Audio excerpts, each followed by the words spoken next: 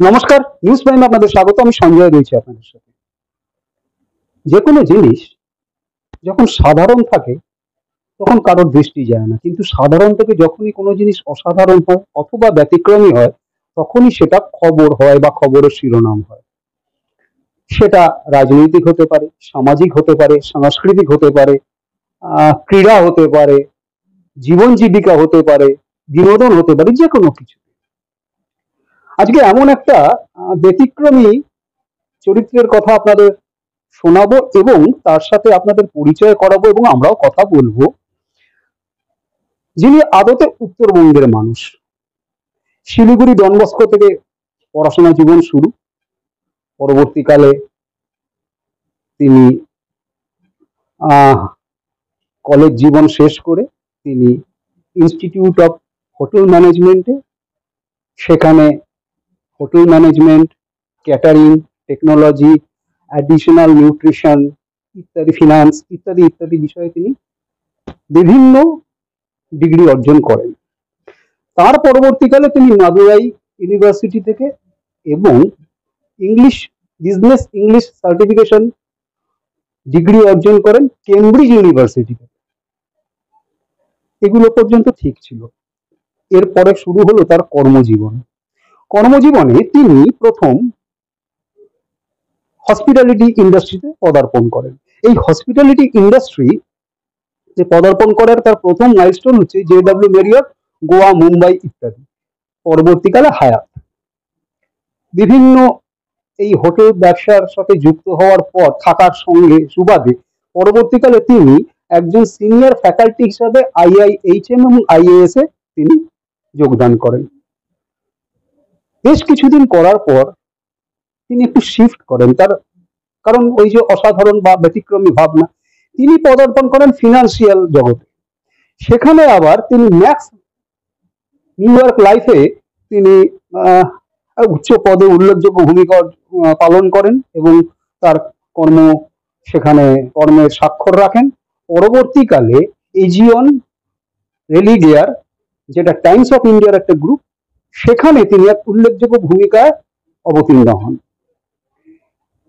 এই ফিনান্সিয়াল জগতে তিনি কাজ করতে করতে কিন্তু তার ভাবনা সবসময় ব্যতিক্রমী। তাই তিনি ঠিক করলেন যে এক অন্য ধরনের একটা সার্ভিস তিনি সোসাইটিকে দেবেন, যেটা হয়তো আগামী প্রজন্মের জন্য একটা সাক্ষ্য রেখে যেতে পারে। তিনি প্রোগ্রেসিভ নামে একটি কোম্পানি খুললেন, যারা এই এনভায়রনমেন্টাল সার্টিফিকেশন বা মানের যে সার্টিফিকেশন হয়, ইন্ডিয়া স্ট্যান্ডার্ড অর্গানাইজেশন, এই ধরনের যেসব মান হয় সেই মানের শংসাপত্র প্রদানের এক কোম্পানি তিনি খুললেন। পরবর্তীকালে যার নাম হয় প্রোগ্রেসিভ ইনোভেটরস প্রাইভেট লিমিটেড। সেই প্রোগ্রেসিভ ইনোভেটরস প্রাইভেট লিমিটেডের MD CEO mister Subir Roychowdhury রয়েছেন আমাদের সাথে, কথা বলে নেব তার সাথে। সুবীর বাবু, প্রথমত নিউজ প্রাইমে আপনাকে স্বাগত। অবশ্যই ধন্যবাদ আপনাদের আসার জন্য এখানে। আচ্ছা, সুবীর রায়চৌধুরী বিভিন্ন IIHM এইসব ডিগ্রি অর্জন করে তিনি তো হসপিটালিটি ইন্ডাস্ট্রিতেও থাকতে পারতেন, বা তিনি ফিনান্সিয়াল ডিগ্রি অর্জন করেছেন, তিনি ফিনান্স জগতেই থাকতে পারতেন। আপনাদের যে প্রোগ্রেসিভ ইনোভেটরস আপনি শুরু করলেন, এটার মূল কাজটা কি? প্রোগ্রেসিভ ইনোভেটরস যখন শুরু হয়েছিল তখন এটার মূল কাজটা হচ্ছে, আমরা যত রকমের স্ট্যান্ডার্ডস বলে বস্তুটা হয়, এই স্ট্যান্ডার্ডাইজেশন ইন্ডাস্ট্রিটাকে কেটার করার জন্য প্রোগ্রেসিভ তৈরি হয়। পার্টিকুলারলি দু রকম ভাবে এই স্ট্যান্ডার্ডাইজেশন তার কাজগুলো হয়ে থাকে। একটা পার্টকে আমরা বলে থাকি কোয়ালিটি কন্ট্রোল, যেটা বেসিক্যালি হচ্ছে আপনার এই ল্যাবরেটরিজ, তার টেস্টিং ইত্যাদির সাথে সম্পর্কযুক্ত। তো সেদিকটায় না যেয়ে আমরা কোয়ালিটি অ্যাসুরেন্স, যেটা মেইন সাবজেক্ট, অর্থাৎ কিনা প্রতিটা জিনিসের প্রসেস সিস্টেমস গুলোকে সেট করা কোম্পানি এবং তাদের কমপ্লায়েন্সেস গুলোকে কারেক্টলি দাঁড় করানো, সেটা লেবার লজ এর সাথে বা ফ্যাক্টরিজ অ্যাক্ট এর সাথে হেলথ এন্ড সেফটি রিলেটেড হতে পারে, বা আপনার ওভারঅল ম্যানেজমেন্টের ইটসেলফ, সেই ম্যানেজমেন্ট সিস্টেমটা কিভাবে তৈরি হচ্ছে, বা তাদের এনভায়রনমেন্ট, বা তাদের এনার্জি, বা ইভেন কার্বন ফুটপ্রিন্টের মতো জিনিস, সেসব জিনিসের উপর কাজ করার জন্য প্রোগ্রেসিভ তৈরি। এর সাথে আরো অনেক ধরনের স্ট্যান্ডার্ডস আছে যেগুলো বিজনেসম্যানদেরকে বেসিক্যালি হেল্প করে এক্সপোর্ট করতে, যেমন সেডেক্স, বিএসসিআই, SA 8000 ইত্যাদির মতো স্ট্যান্ডার্ডস গুলো আছে। তো এই স্ট্যান্ডার্ডস গুলো নিয়েই আমাদের কাজ, এবং আমাদের কাজ হচ্ছে যে এই কোম্পানিগুলোকে সেই সিস্টেমস গুলো ইমপ্লিমেন্ট করে দেওয়া, যাতে কিনা বড় বড় যে সার্টিফিকেশন বডিগুলো আছে, যেমন এসজিএস, টিউবি, ডিএনভি এটসেট্রা, এই ধরনের স্ট্যান্ডার্ড বডিগুলো এসে যাতে অডিট করে পায় যে হ্যাঁ এই কোম্পানিটা সংশয়পত্র দেওয়ার মতো, এবং সেইভাবেই এই যত আইএসও সার্টিফিকেশন বলুন, ওটা একটা ছোট পার্ট যদিও আমাদের, বাট আইএসও সার্টিফিকেশন থেকে শুরু করে টেকনিক্যাল সার্টিফিকেশনস, বিভিন্ন social audits, food audits, particularly ফুডের উপর প্রচুর কাজ হয় প্রোগ্রেসিভে। তো সেই ধরনের জিনিসগুলো নিয়েই আমরা বেসিক্যালি কাজ করে থাকি। Progressive innovators private limited manufacturing থেকে প্যাকেজিং, ফুড থেকে ফুড প্রসেসিং সমস্ত ইন্ডাস্ট্রির সাথে যুক্ত নিয়ার অ্যাবাউট 3000 কোম্পানির সাথে কাজ করে, what ever it may be, 3000 plus. এই যে কোম্পানিগুলো, এতগুলো কোম্পানির তাদের মোটিভ আলাদা, তাদের ওয়ে অফ বিজনেস আলাদা, তাদের ওয়ে অফ মার্কেটিং আলাদা, তাদের সমস্ত কিছুই আলাদা। সেগুলোকে একটা রুফের নিচে কি করে আনলেন? দেখুন, যখন আমি শুরু করেছিলাম প্রোগ্রেসিভ, একটা ভীষণ ইন্টারেস্টিং জিনিস যেটা মার্কেট স্টাডি করে পেয়েছিলাম, সেটা হচ্ছে একদিকে রয়েছে হচ্ছে এই বিগ ফোর্স যাদেরকে বলা হয়, পিডব্লিউসি, কেপিএমজি, তো এরকম ডেলয়েটের মতো কোম্পানিজরা রয়েছে, যারা মাল্টিন্যাশনাল কোম্পানিজ এবং এই বড় বড় লার্জ কর্পোরেটস গুলো, গভর্নমেন্টস গুলোকে কেটার করছে এগেনস্ট ক্রোর্স অফ রুপিস। একদিকে এই ধরনের কনসালটেন্সি ফার্মস রয়েছে। অন দি আদার হ্যান্ড, যেখানে যদি আমি বেঙ্গলের দিকে পার্টিকুলারলি তাকাই, বেঙ্গল কিন্তু পিওরলি ডিপেন্ডেন্ট হচ্ছে micro, small and medium enterprises. এখানকার ম্যাক্সিমাম লোকজন যে চাকরি করে বা এখানকার যে পুরো ইকোনমিটাই, সেটা এমএসএমই ডিপেন্ডেন্ট। তো সেই এমএসএমইজ এর কি করে হেল্প করা যেতে পারে এবং এদেরকে কারা হেল্প করছে, দ্যাট ওয়াজ দ্য কোয়েশ্চেন।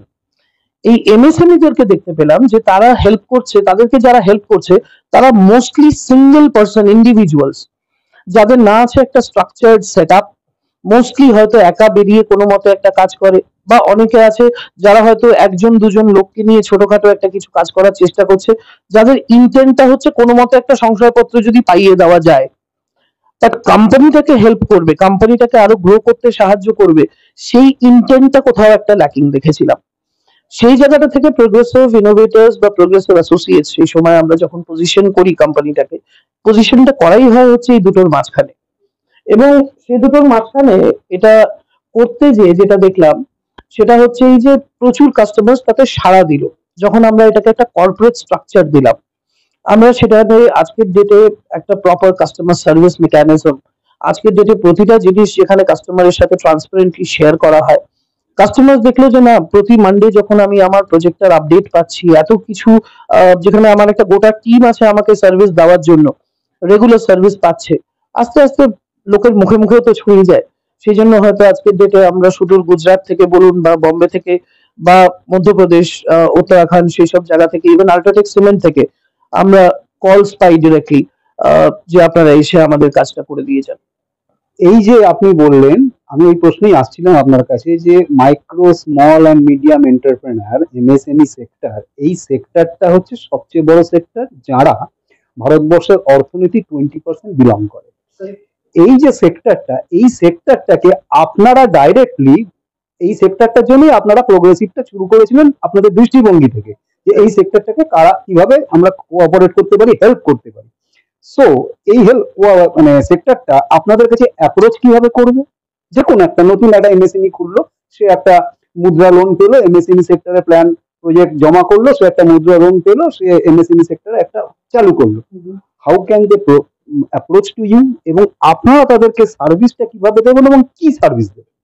ওকে, দেখুন, সবার আগে যে জিনিসটা নিয়ে বোধহয় এমএসএমই সব থেকে জায়গাটা ঠিক করা উচিত, যেটা আমার মনে হয়, এখনো পর্যন্ত এমএসএমই যে ছোট ছোট অর্গানাইজেশন গুলো স্টার্ট করে, যারা স্টার্ট আপস, আমি তাদের কথা বলছি, স্টার্ট আপস গুলো ইনিশিয়ালি প্রচুর টাকা ইনভেস্টমেন্ট করে ফেলে on machinery, on interior sometimes, এবং অনেক রকম ফার্নিচার এবং অনেক সুন্দর দেখতে জিনিসপত্র যাতে হয়।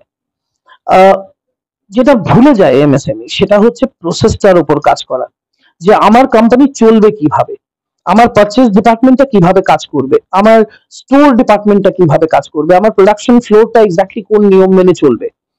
ম্যাক্সিমাম জায়গায় যেটার জন্য যেটা হয়, আপনার বাড়িতে যদি আজকে একটা ইলেকট্রিশিয়ানকে আপনি ডাকেন, সে এসে বলবে যে স্যার আপনার আগের ইলেকট্রিশিয়ান এটা ভুল করে গেছে, এটা মোটামুটি একটা ম্যান্ডেটরি ট্রুথ। তো এখানেও যেটা হয় সেটা হচ্ছে, যেমন ডাক্তার চেঞ্জ করলে প্রেসক্রিপশনও চেঞ্জ হয়। হ্যাঁ অ্যাবসলিউটলি তাই। তো সেখানে পারচেজ ম্যানেজার বা ফ্যাক্টরি ম্যানেজার যারা এসে জয়েন করে, অনেক সময় দেখা যায় এই এমএসএমই গুলো এই ফ্যাক্টরি ম্যানেজারের উপর বেশি ডিপেন্ডেন্ট রাদার দেন নিজের প্রসেস কি আছে। তো প্রোগ্রেসিভ বেসিক্যালি যেটা ফার্স্ট কাজ করে থাকে সেটা হচ্ছে আইএসও 9001, যেটা আজকের ডেটে লোকে জানে আইএসও 9001 2015 মানে একটা দেয়ালে ঝোলানো সার্টিফিকেট। আইএসও প্রথম কথা একটা সার্টিফিকেট নয়, এটা আগে বুঝতে হবে। আইএসও একটা বিশাল বড় international organisation, just like an United Nations বা ওয়ার্ল্ড হেলথ অর্গানাইজেশন। এটা যদি কেউ বিশ্বাস করে যে এই সার্টিফিকেট 2000 টাকায় পাওয়া যায়, তাহলে সে সত্যি মূর্খের স্বর্গে বাস করছে। বাস্তবটা হচ্ছে এই যে একটা আইএসও সার্টিফিকেট পেতে গেলে প্রচুর খাটতে হয়, এবং সেটা হয়তো 6 মাস 8 মাস ইভেন 1 বছরের খাটনি হতে পারে। প্রোগ্রেসিভ এক্স্যাক্টলি সেই জায়গাটাতেই সেট করে। জাস্ট যেটা বললাম আইএসও 9001, তার ফুল ফর্মটা কিন্তু কোয়ালিটি ম্যানেজমেন্ট সিস্টেম।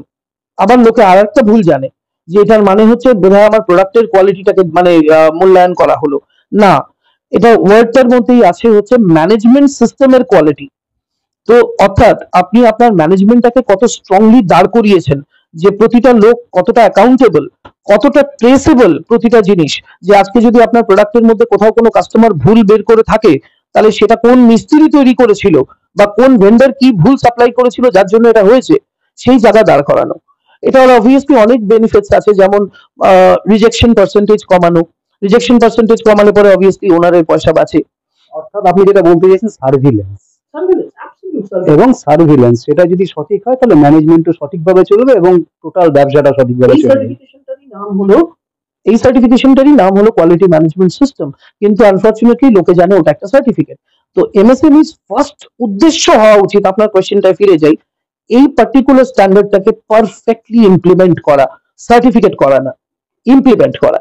তো সুবীর বাবু, আপনি এটাকে কিভাবে ভাবেন বা দেখেন, এবং আপনার কি মনে হয় তারপরে একটা জোয়ার এসছে যে দেশের যে এখন একটা স্লোগান মেক ইন ইন্ডিয়া এবং লোকাল ফর ভোকাল, এই ভোকাল ফর লোকাল, তারপরে কি এমএসএমইর একটা জোয়ার এসছে এবং আপনাদের কাজের ধারাও কিছুটা ডাইভার্সিফাই হয়েছে এবং বেড়েছে?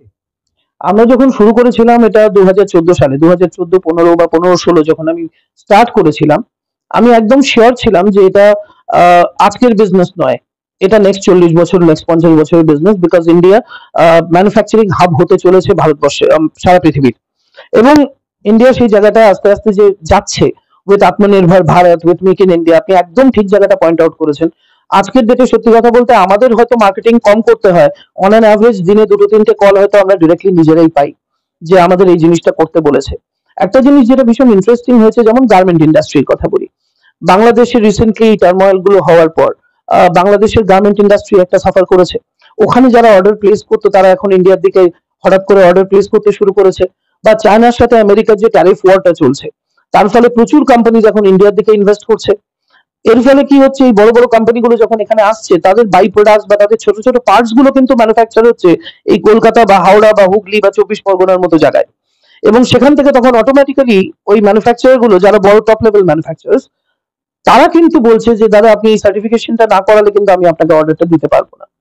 তখন তারা খুঁজছে কাকে পাবে, এবং সেখানে তারা প্রোগ্রেসিভকে পাচ্ছে।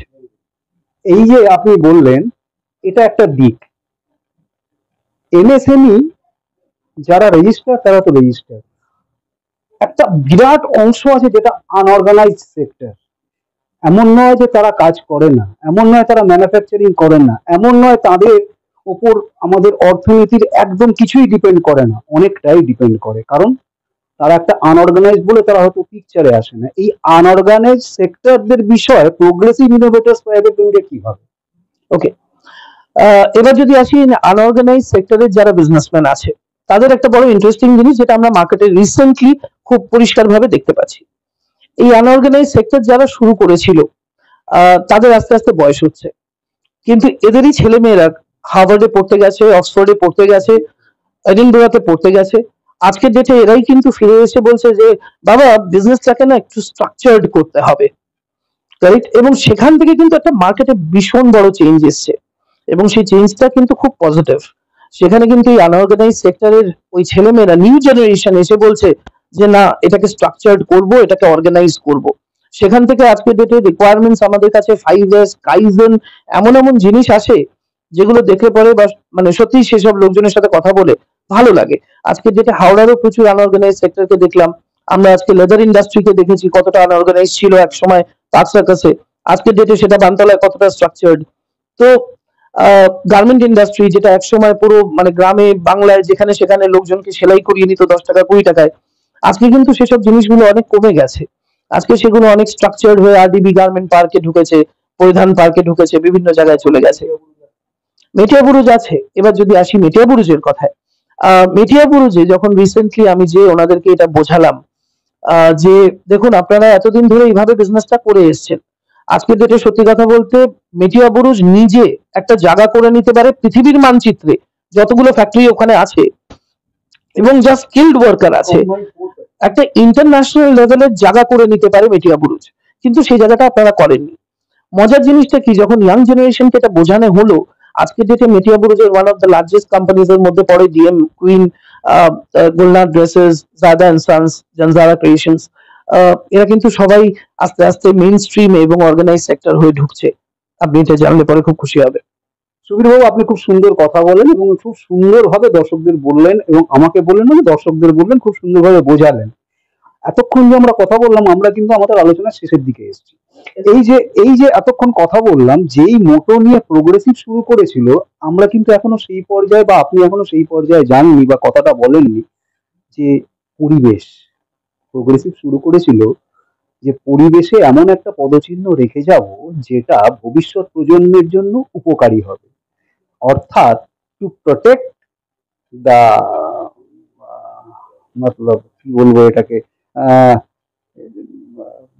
পরিবেশের জন্য যে হানিকর পদার্থগুলো যে কোনো ফ্যাক্টরি বা যে কোনো ম্যানুফ্যাকচারিং বা যে কোনো বিজনেস থেকে যেটা আসে, সেটাকে যাতে আমরা প্রোটেক্ট করতে পারি এবং সেটাকে পরিবেশ বান্ধব ম্যানুফ্যাকচারিং বা পরিবেশ বান্ধব ব্যবসায় পরিণত করতে পারি। এইটা একটা অনেকগুলো লক্ষ্যের মধ্যে প্রোগ্রেসিভ ইনোভেটরস প্রাইভেট লিমিটেডের এটাও একটা লক্ষ্য ছিল শুরু থেকে।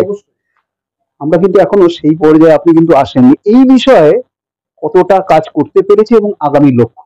ওকে, তাহলে সেই জায়গাটায় আসি যে আমরা যখন প্রোগ্রেসিভ শুরু করেছিলাম, এটা প্র্যাকটিক্যালি ট্রু যে এনভায়রনমেন্টাল পার্টটার দিকে আমাদের একটা বিশাল জোর ছিল। পরিবেশ বান্ধব কিভাবে হওয়া যায় এবং সেখানে সমাজকে কিভাবে উপকারটা করা যায়। আজকের ডেটে আমরা যদি চেক করে দেখি, একটা বেসিক আইএসও স্ট্যান্ডার্ড আছে, তার নাম হচ্ছে আইএসও 14001, এনভায়রনমেন্টাল ম্যানেজমেন্ট সিস্টেম। এবং সেখানে ইটিপি, এফ্লুয়েন্ট ট্রিটমেন্ট প্লান্ট থেকে শুরু করে স্লাজ ওয়েস্ট কিভাবে তারা ম্যানেজ করবে প্রতিটা কোম্পানি। আজকের ডেটে এই যে 3500-এর ওপর যে কোম্পানিজ গুলো যাদের সাথে আমরা যুক্ত, তাদের মধ্যে হয়তো 1000টার উপরেই হবে যারা এনভায়রনমেন্টের উপর আমরা তাদের কাজগুলো শেষ করেছি। এবং এটা শুধু আইএসও 14001 রিলেটেড নয়, আজকের ডেটে যেটা সব থেকে বেস্ট পার্ট হয়েছে সারা বিশ্বে, সেটা হচ্ছে carbon footprint management system. Carbon footprint management system আরো ভীষণ বেশি ডেপথে যে বোধহয় জিনিসটাকে সলভ করা পরিবেশের পার্টটাকে। যেমন 14001টা বলছিল যে শুধু ফ্যাক্টরির ভেতরটা যেন পরিবেশটা ঠিক থাকে, কার্বন ফুটপ্রিন্ট তা বলছে না। কার্বন ফুটপ্রিন্ট বলছে যে আজকে যদি 20 জন বাইক নিয়ে আসে ফ্যাক্টরিতে, তাহলে ওই 20টা বাইকই কিন্তু পরিবেশের ক্ষতি করছে কোথাও না কোথাও। যতটা আমরা রক্ষা করলাম ততটা ক্ষতি হয়ে গেল, ততটা ক্ষতিও হয়ে গেল। তো কোথাও না কোথাও তো তার ক্ষতি হচ্ছে, অর্থাৎ ফ্যাক্টরির প্রতিটা কাজের পেছনে কোনো না কোনো এনভায়রনমেন্টাল ইম্প্যাক্ট কোথাও না কোথাও পড়ছে। যদি আমি ইলেকট্রিসিটি ইউজ করছি, তাহলে কোথাও না কোথাও যে তার ইলেকট্রিসিটিটা তৈরি করারও একটা পরিবেশের উপর ক্ষতি হচ্ছে। তো সেই জায়গাটাকে কিভাবে কমানো যায় এর উপরেই কাজ করা হচ্ছে কার্বন ফুটপ্রিন্ট ম্যানেজমেন্ট সিস্টেম। এবং সেখানে শুধু এটাই নয়, এনার্জি ম্যানেজমেন্ট সিস্টেমের মতো যেসব বড় বড় স্ট্যান্ডার্ডস গুলো থাকে, যেখানে প্র্যাকটিক্যালি এনার্জিটার কনজাম্পশনটা আমরা অ্যাকচুয়ালি কমাতে পারি বাই 5%, 7%, ডিপেন্ড করে ফ্যাক্টরি টু ফ্যাক্টরি। তার জন্য ডেফিনেটলি এনার্জি অডিটস ইত্যাদি সবই করতে হয়। তো সেগুলো করে আজকে ডেটে দেখা গেছে প্রচুর কোম্পানিজ কিন্তু আস্তে আস্তে, যেগুলো কিনা প্রচন্ড রকম ভাবে হয়তো এফ্লুয়েন্ট ছাড়তো বা হয়তো রংগুলো, পার্টিকুলারলি ডাইজ, কেমিক্যালস, এই ব্যাপারগুলোই তো সব থেকে বেশি এফেক্ট করে এবং তার সাথে ধোয়া। সো এই জায়গাগুলো থেকে কিন্তু আজকের ডেটে আমরা অনেকটা অংশে শুধু কলকাতা বা তার মানে আশপাশের এরিয়াই নয়, ভারতবর্ষের বিভিন্ন প্রান্তে কিন্তু আমরা এই কাজগুলো করতে পেরেছি। নিউজ প্রাইমের দর্শকদের উদ্দেশ্যে প্রোগ্রেসিভ ইনোভেটার্স প্রাইভেট লিমিটেডের পক্ষ থেকে যদি কোনো বার্তা দিতে চান? দেখুন, আমি একটাই জিনিস বলতে চাইবো, সেটা হচ্ছে যে যদি আজকের ডেটে আপনারা সত্যি ইন্টারেস্টেড থাকেন এনভায়রনমেন্টের ওপরে কাজ করতে, তাহলে ডেফিনেটলি একবার প্রোগ্রেসিভকে জানান। বাট আমি আরেকটা জিনিসের উপরেও হয়তো ফোকাস করব, যেটা অনেক সময় অনেক বিজনেসম্যান মিস করে যায়, সেটা হচ্ছে সেফটি। পার্টিকুলারলি যেখানে লেবারার্সরা কাজ করে এবং ভারী মেশিনারির সাথে কাজ করে। আজকের ডেটে আমাদের নজরে হয়তো অনেক সময় আসেই না, একটা লেবারারের হাতের আঙুল কেটে গেল, বাট কেউ জানতে পর্যন্ত আমরা পারি না। তো সেই লোকটার কিন্তু জীবনই অনেক অর্থে অনেক জায়গায় বিশাল বড় ক্ষতি তার পরিবারের হয়ে যায়। তো এটা আমি সমস্ত বিজনেসম্যানদের উদ্দেশ্যে হয়তো বলতে চাইবো যে ওই লেবারার্স গুলো যারা কাজ করছে তাদের জন্য এবং আপনার জন্য, যে নিজেকে সেফ রাখার জন্য একটা ভীষণ ইম্পর্টেন্ট স্ট্যান্ডার্ড আছে, যেটা আইএলও থেকে তার উৎপত্তি, ইন্টারন্যাশনাল লেবার অর্গানাইজেশন থেকে। সেটাকে আমরা একসময় জানতাম ওসাস বলে, ওসাস 18,001। ওটা আজকের ডেটে ISO 45,001, occupational health and safety management system. তো যেখানেই যে কাজ করুক না কেন, লেবারার্স গুলোর দায়িত্বটা বোধহয় আর একটু বেশি নিতে হবে। তো সেই জায়গাটা থেকে তাদেরকে সেফ রাখা, তাদের হেলথটাকে ঠিক রাখা বোধহয় আমাদের বিজনেস কমিউনিটির একটা ভীষণ ইম্পর্টেন্ট অংশ।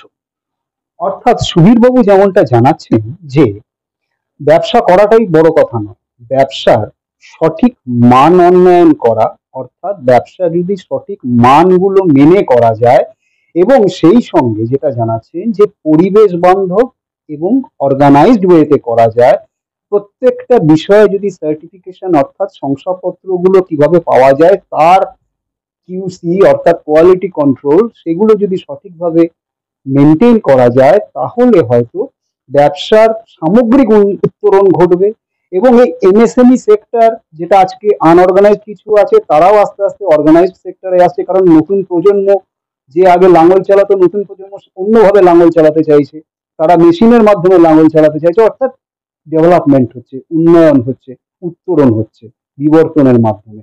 এটাই জানাচ্ছেন সুবীর বাবু যে যদি ব্যবসা করতে হয় তাহলে সঠিকভাবে করুন, সুরক্ষা বিধি মেনে করুন, পরিবেশ বান্ধব হয়ে করুন। যদি এগুলো করে আপনার ব্যবসার উত্তরণ হয়, অটোমেটিক্যালি সুরক্ষার উত্তরণ হবে, অটোমেটিক্যালি পরিবেশের উত্তরণ হবে। আর এই উত্তরণগুলো যদি হয় তাহলে একদিন সামাজিক উত্তরণ অবশ্যম্ভাবী এবং যেটা ভারতবর্ষের লক্ষ্য বিকশিত ভারত, সেটা কিন্তু অচিরেই আমরা অর্জন করতে পারবো যদি এই ধরনের মানগুলোকে আমরা সঠিক অর্থে পালন করতে পারি।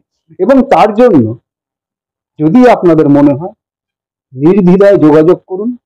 সাহায্যের ডালি নিয়ে বসে আছে প্রোগ্রেসিভ ইনোভেটার্স প্রাইভেট লিমিটেড, এমনটাই জানাচ্ছেন এই কোম্পানির যিনি MD CEO mister Subir Roychowdhury.